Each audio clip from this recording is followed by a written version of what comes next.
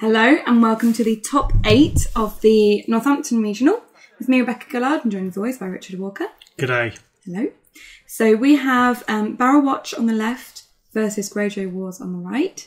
And on the left we have James, or Jamie Parsons, playing David Daisy Guest. So we've seen Daisy in quite a few of our games before. He is part of our meta, so generally if we're at a tournament, he's at a tournament. So he does end up on camera quite a bit. I do just want to point out the faction card that Daisy's using there for Greyjoy. So he's using the artwork that I did for the regional. And I just wanted to give a shout out to Rowan Denboer for inspiring the idea with his Patreon request. Yeah, that's the one. If you're a patron paying a certain amount, you can request some artwork, and he requested the Tar card, which inspired the series of house cards. So yes, thank you, Rowan, for the inspiration. There we go. Excellent. So yeah, did you want to say anything about the tournament? Oh yes, no, another thing we need to say. Jamie's playmat. So he's running a tournament next month. September, is it? September, yeah. Which is not next month. Are we not in September? Oh, no, it's not now. September's not after July. In 2 months. So his tournament then is it's a charity tournament to combat stress in veterans, and just sort of promote the idea and just get people aware of the issue. So yeah, if you're around in September and you want to support the charity event, I'm sure, you know, Jamie would love to have you there at the tournament. Yeah, I'm sure he would. So, yeah. Okay. I think I've covered everything, right? Fantastic. We're going, aren't we? Yes, of course we are. Yeah. Cool. We'll do some artwork for that one as well. Really? Yeah. Keeping me busy this summer. So, they've got their hands ready. They were just waiting for Dan to make a last couple of announcements before they revealed their setups. Okay. I can vaguely just see myself sat there, just by next to Jamie. You just wanted to put out there that you was in top 8 as well, right? Famous. Yeah. Your hip is famous. Yay. Yay. Setups? Well, Daisy doesn't seem ideal. You've got card and shadows. Yeah, six gold worth of 3 cards. Mm-hmm. And Jamie also has 3 cards, but he has 8 gold worth. And he got a decent icon spread there. He got a Tricon Haunted Forest Scout who not going to kneel to attack because there are 3 rangers on the board now. Mm-hmm. So that seems pretty good. Doesn't and it? Daisy has Triss. And a Rose Road. Yeah, Triss can be powerful depending on what gets pillaged. Yeah. Yeah, he can really slow down games and ruin someone's deck if they've got a certain centrepiece that they want to work around. So we'll see how that goes. Opening plots, double time. I mean, it's such a safe opener. It's boring, but it's safe. It's good goal. Gets you an extra card. It's not navalable or anything like that. It's... I don't know. I think I find it hard to think of another plot that's going to be more popular as an opening plot than time, especially in the current meta and availability of cards. I think time is just a really solid opener, and there's not many other cards that really combat that. I guess that's true. Can't really say much more. Yeah. I mean, I don't really like it because it's everywhere. The stats are almost too good for what it does. Well, it's like Wars as well, isn't it? At the moment, Wars is so popular because it's just really good. There are downsides, but, you know, having 3 extra plots, how many times have I said, like, oh, I just wanted 1 extra plot space, and now I get 3? Yeah, I guess that's true. But when I play Wars, I want 12. So now I'm playing ranged. Fair enough.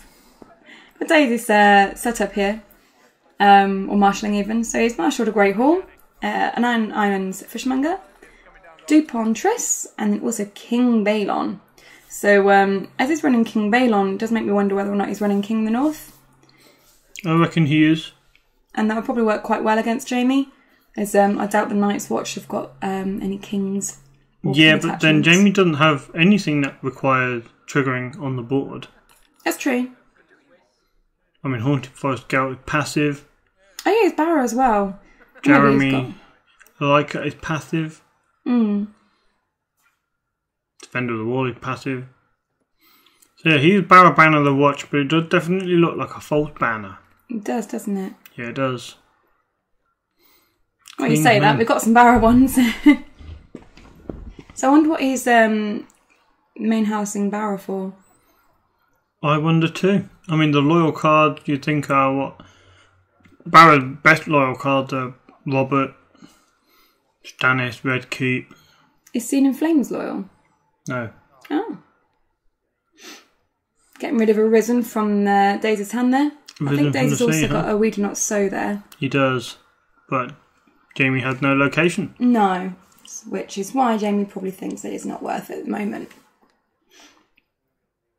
Well, the Kingsrow probably won't stay around too long, right?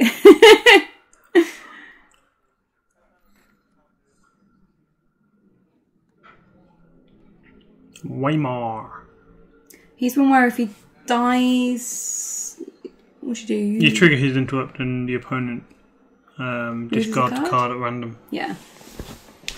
He's okay. He's alright. He has text. He's normally just a one-off. I'm not too bothered if I see him. But he just helps the plot curve, right? You're not too bothered if you see him. When was the last time you played Night's Watch? Yeah. A while back. A long while back. Like a year back, at least. Corset, when you first played with Waymar, that was it. Yeah. So a little military there. I say little. A big military there coming in from Balon. And that's non-kneeling. Yep, the Daisy's going to hit his own hand. Yeah, so Waymar defending. So it's not unopposed. And being taken for claim. And as we say, that interrupt there is going to get a card out of Daisy's hand at random. And we've got just some economy. Too serious a loss. Daisy's already got a nice bit of economy. And our first bit of power in the Renown on Balon. Nice. So, yeah, I imagine that Daisy probably wants to try and get a pillage off. Yeah, so we're going to go for the power.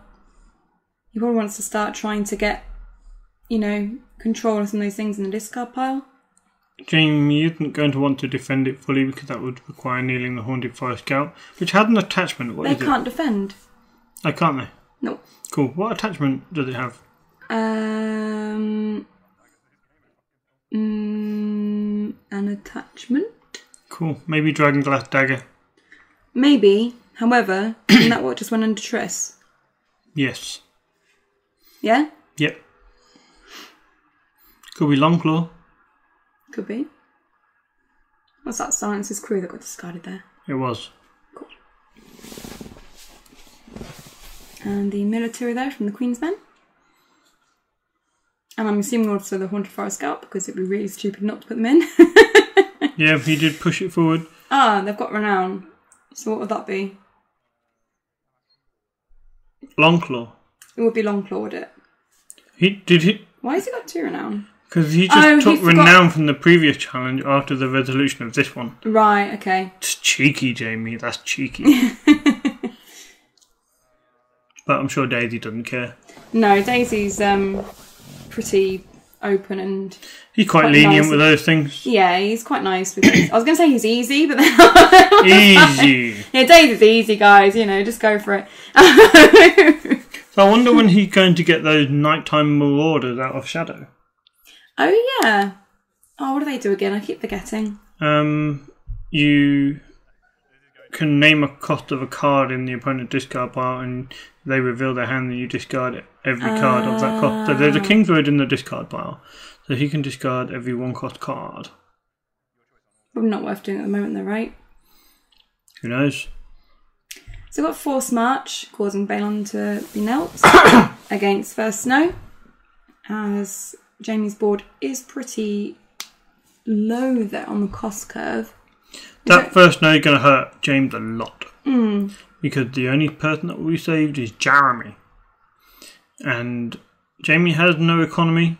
So he only had the 4 gold plus the Dragonstone Faithful if he can get a Baratheon character. But it does look like he's false bannering for the most part.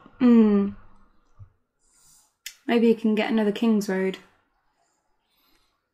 So I wonder if there's a Victorian going to come out to play. A Reader? It's the Reader. The Triss has a dupe. We've got the Reader and Balon. Daisy has no military icons. No, so Jamie at least is safe in the knowledge that even though he's not going to have many characters on the board, Daisy's not going to be able to wipe it.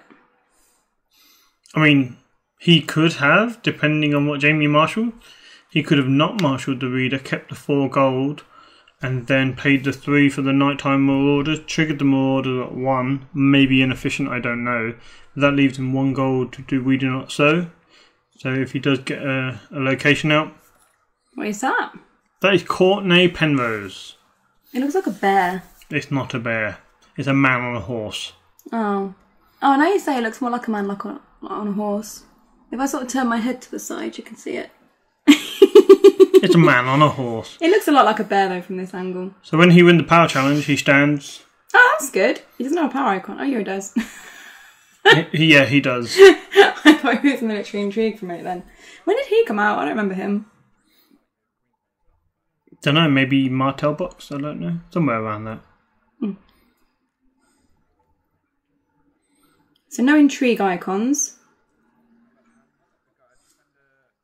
Which means that the Reader's going to get his pillage off. Oh, Jamie's got 1 gold left? Yeah, he's got 1 gold left. Okay. But yeah, so theoretically we should be getting the Reader pillage, or it's possibly draw a card as well, isn't it, with the Reader? Yeah. Uh-oh. Jamie's doing a thing. Nightmares. Well, I'm guessing that's just going to go straight under Triss. Because I would Triss that. So actually, yeah, doing what you said would have been really good, because then Jamie wouldn't have had the nightmares. Yeah, that's true. And taking... The Scout, that seems a good pick. Yeah. You can almost guarantee you're going to run 3 of them. Yeah, they are very good. And if Triss takes it, that could be very annoying. So we've got a military there. Oh, just losing the Reader. Okay. That is interesting. And, yeah, taking the Scout. Oh. Yeah, Daisy knows what trouble they are. Non-kneeling, Tricons. With Renown. With Renown. On them. That can get oppressive real quick. Yeah. So that's I think that's a really good call. Better than the Nightmares call, I say. Yeah? Yeah.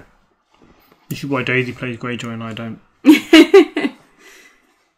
Jamie there having to discard quite a lot of cards. This first I meant he had a handful. Whereas Force Marches reserve of 5. So yeah, he doesn't get to keep a lot. Which is not good for Jamie, because we know that Triss can just pick a card and say, you can't play that. So he can't really play out like a dupe of any of the bigs that he's got in hand or anything, because Daisy will just Triss it. This also goes to show how powerful First Snow can be on a border chud, just to fuel the nighttime marauders, because they now have a lot of targets. Another Force March. So barring the gates, okay. That's just gonna... It's interesting that Daisy runs that, considering he has the marauders. I guess it's more about controlling your opponent. You can choose to trigger your shadow card whenever you like. So Daisy's obviously decided that he doesn't want to trigger his shadow card this round. He got stuff in his hand that he wants to play instead. Yeah. So he can play Bar in the Gate, just knowing that Jamie doesn't have any tricks. Or failing that, he may have just played it for the gold. Yeah. Yeah, possibility.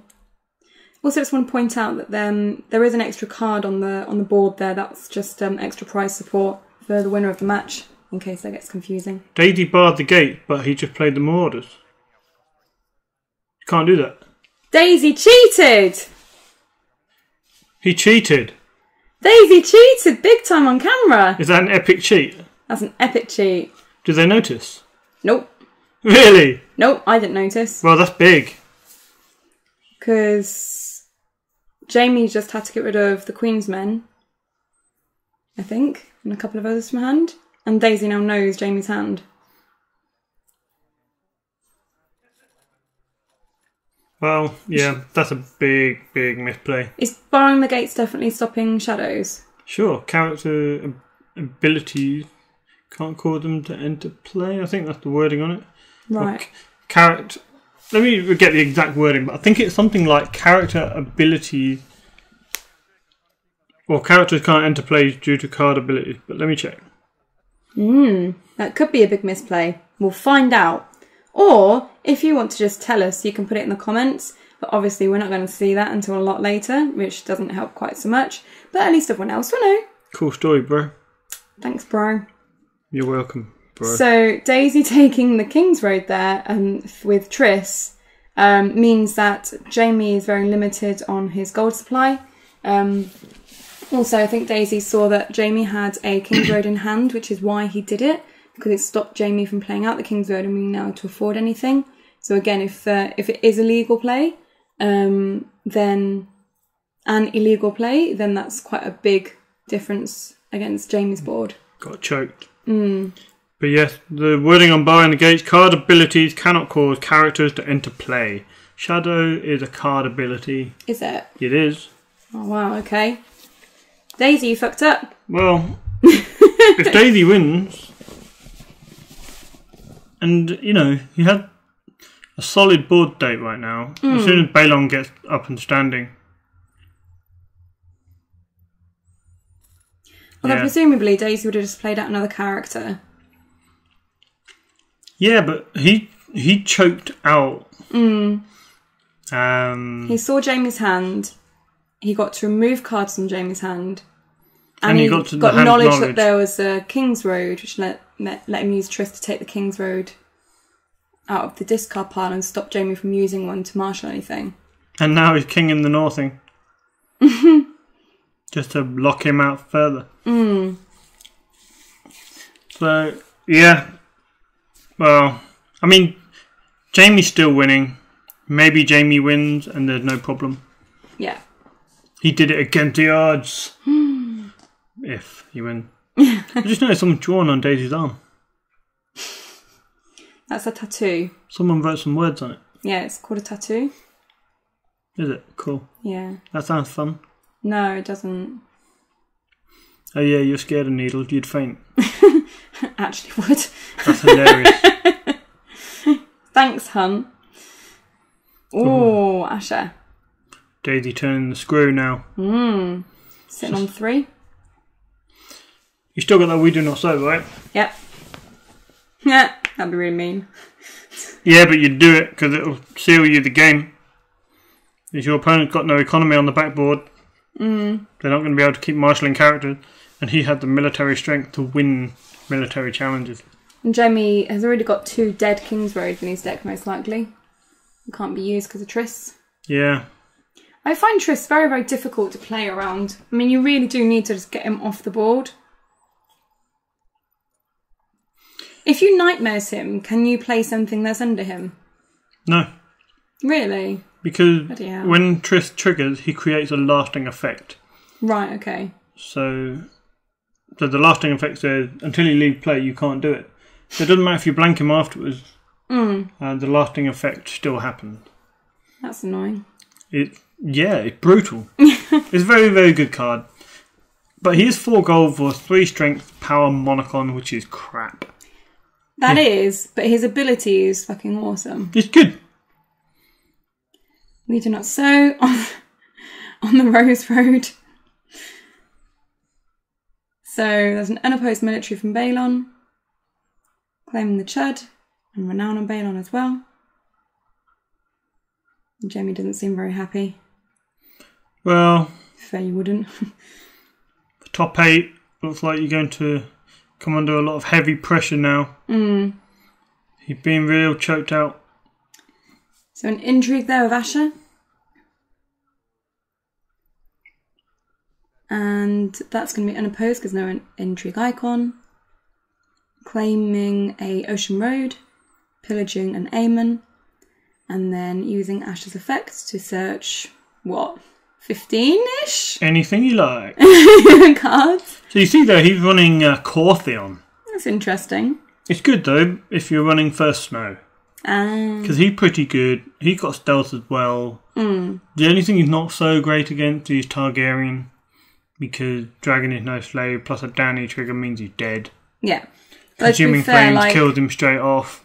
Little Theon dies pretty quickly in tile matchups anyway, so yeah, he does. That big a difference.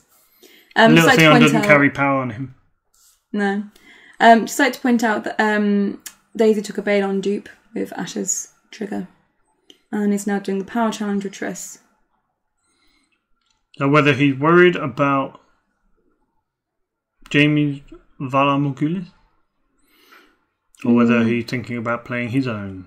Yeah, probably more likely that he wants to play his own, because earlier he killed the Reader instead of taking the Triss dupe. So I imagine he's trying to be prepared in case there is a Valar. Also bearing in mind that earlier Jaime took a Risen from the Sea out of Daisy's hand as well. So it's a little bit less protection that Daisy has with characters. They could both be running Valar Morghulis, and that would be sad. If I was Daisy, I wouldn't take the risk. Really? Yeah, I wouldn't play my own. Just in case. Not what he's ahead on the board. He doesn't need to force through an offensive Valar. No.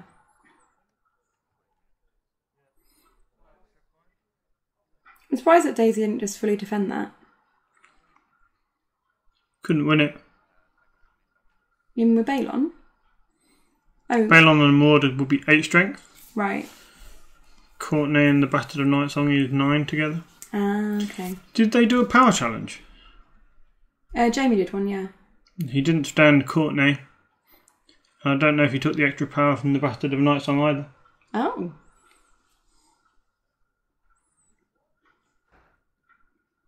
To be honest, it feels like Jaime's a little bit... He's not happy. Unhappy. You could see his body language, the way he threw the card down on the table. He's deeply unsatisfied with the state of play. Because Jaime can make some really interesting decks, but I feel like he tilts a little bit sometimes when he feels like the game's not going his way. But when he tilts, he really misses a lot. Yeah. It can happen to a lot of people. So here we go. We've got the Valar Morghulis. Oh, right. Here we go. Yeah, I had a feeling Jaime might be running it when he took that Risen from the Sea. Although, you know, it can be a protective measure in case Daisy plays it. But in this case... What's this card Jaime's got here, the greeny yellow, and that's still alive? That's the Bastard of Nightsong. What does that do again? When you're in a power challenge, you basically do Clash of Kings. You basically Clash of Kings in a character. Oh, okay. So you take a power. So that's why I didn't see him take the extra power when he won the power challenge. Oh, right. And then he didn't stand the character either. Didn't stand Courtney. I don't know Bara cards very well at the moment, so I'm apologising for missing some of those missed reactions and not putting them on the screen. Sorry, guys. It's fine. Wow. Oh. Finally found the Iron Mines. Jen was just checking that Daisy took the dupe off Triss. To be fair, there are quite a lot of cards underneath him. Probably hard to tell. So just a Euron and Triss. We do also have the Iron Mines. But James has 3 gold and currently no way of winning the military challenge. Which means unless something gets out on the board, the Bastard of Nightsong is fucked. And it looks like he is screwed.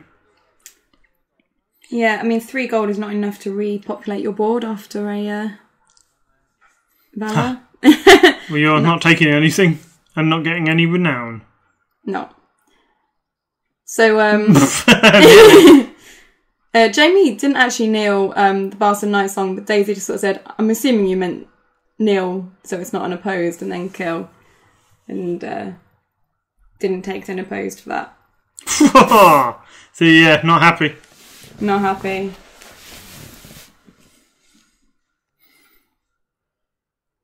I wonder how he'll feel if he watches this back and think about how different it could have been from the Bar in the Gates turn. Yeah. Jaime will feel, probably hard done by because it didn't need to happen. And Daisy will feel bad and he'll feel guilty. How much are we allowed to tease Daisy about this?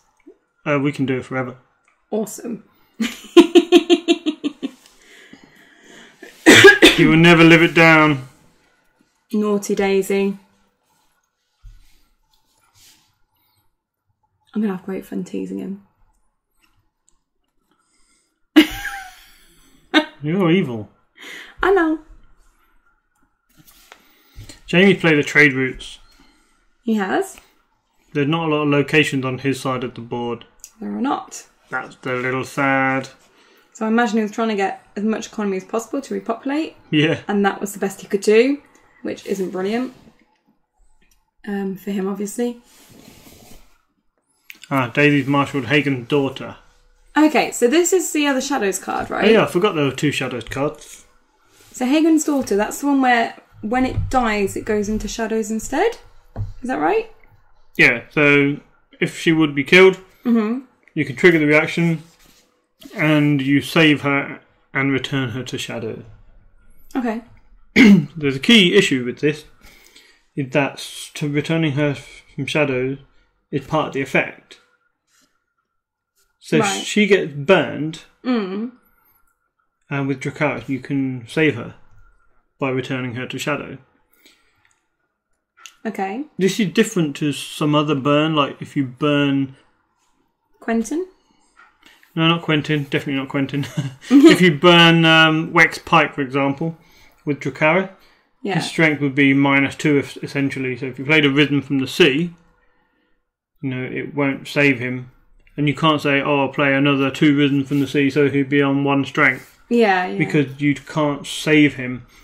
Therefore, the attachment wouldn't be allowed to be played.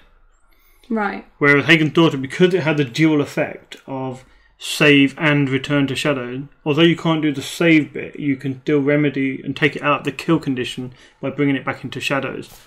So that's a bit of an odd ruling, but that's the way the card works as written. So I guess the ruling isn't odd, but that's the way it is. It seems It's bloody confusing. I don't know about anything else.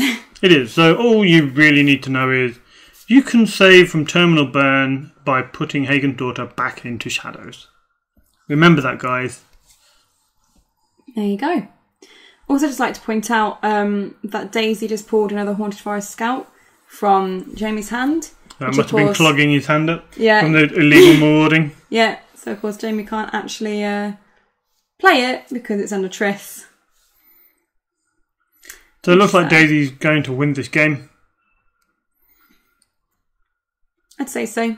3 minutes left. Why don't we have a judge on this table? Why? Yeah. We don't. Dan was just watching and laughing at Daisy pillaging and getting all the stuff under Triss, I think. Daniel was watching her. Daniel was watching. I don't know if he saw the bang the gates thing. But Let's say he did. Dan, you're just as bad as Daisy. What a terrible man. you're so mean. I am mean, I'm sorry. Dan's You ran a great, wonderful event, Dan. Yeah. I said Dan. Yeah. I said Dan's a great TO. Oh. Didn't I? No. What did I say then? I don't think you said that. I think you said something else. Like what? Well, we'll read it. We'll listen to it back, and then we'll edit as necessary. No, we won't. We'll leave it and know that I'm right and you're wrong, and all the viewers will know too. Yeah, but I do have hearing difficulties, honey. That old chestnut. Sorry, what? Just because it's true doesn't mean you have to keep using it as an excuse. I mean, all I can hear is this background noise whittling away in my ear. It's gone now.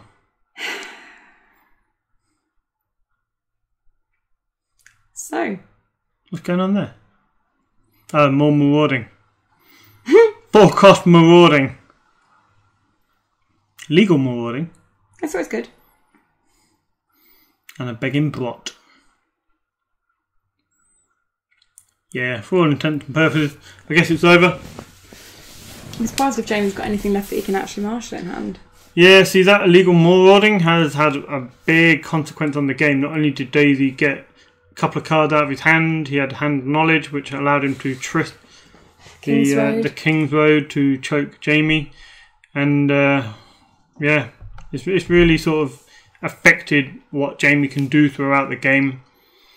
And yeah. Do you think it was key? Yeah, it was. Yeah, it swung the momentum around, definitely. The first no certainly didn't help Jamie at all because he had to discard a lot of cards and that activated Triss easier. And the Marauders easier as well. But yeah, those Marauders, if that doesn't happen, it's probably a different game, I think. A lot tighter. I think it would have been a lot tighter. Talking of tight, we're out of time. Hey. So thanks everyone watching. Thanks as always to our patrons and you, Rowan, for the idea with the house cards. Brilliant. And we'll see you guys next time for the top 4. Yay! See you next time. See you later. Bye.